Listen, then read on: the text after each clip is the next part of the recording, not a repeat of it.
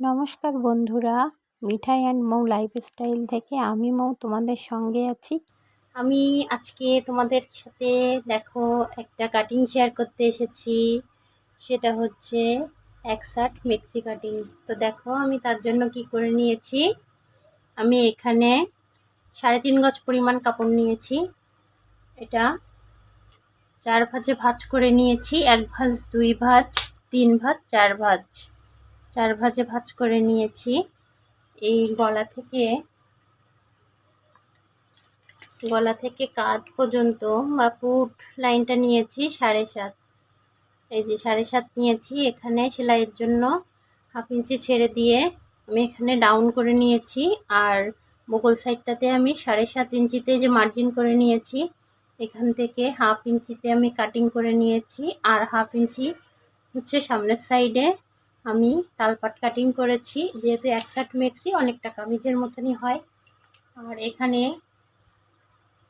Body লাইনে নিয়েছি। এখানে হচ্ছে 44 বডি হবে, 42 আর 2 ইঞ্চি বাড়তি নিয়েছি, 44 বডি হবে। আর লং আসবে 56 ইঞ্চি লং আসবে। তো আমি যেহেতু কুচি দিব সেজন্য আমি এখানে 54 রেখেছি। আর 2 ইঞ্চি কুচিতে যাবে। আর এখানে হাতার যে পাটটা আছে, হাতার পাটে আমি দিয়েছি এখানে 5.5 ইঞ্চি। আর সেলাইয়ের পরে হয়তো 4 ইঞ্চি থাকবে। আর এখানে আরেকটু কুচি দিব, 1-1.5 ইঞ্চি পরিমাণ এখানে কুচি দিব এখানটাতে। তো আমার এই কাটিংটা করা শেষ হয়ে গিয়েছে। আমি তাই পরবর্তীতে তোমাদেরকে আবার মেজারমেন্টগুলো বলে দিচ্ছি। তো আমার এখানে বডি লাইনের এখানে আমার যেটুকু লাগবে তার বাড়তি আমি আরও 1-1.5-2 ইঞ্চি পরিমাণ কাপড় বেশি নিয়েছি, যাতে জিনিসটা আমার খুব একটা ফিটিং না আসে, মিডিয়াম ফিটিং হবে। যেহেতু একসাটের মেক্সি খুব ফিটিং আসলে ভালো লাগবে না। আর আমি এই সামনের পাটটাতে চেন সিস্টেম করব।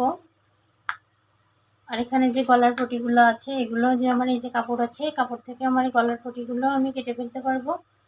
যে এক এক করে এখান থেকে নিয়ে আমি কেটে ফেলে নিব। তো এই ছিল আমার একসাট মেক্সি কাপড়ের ভিডিও। কেমন লাগলো অবশ্যই কমেন্টসে জানাবে। তো ধন্যবাদ জানিয়ে আমি এখানে শেষ করছি।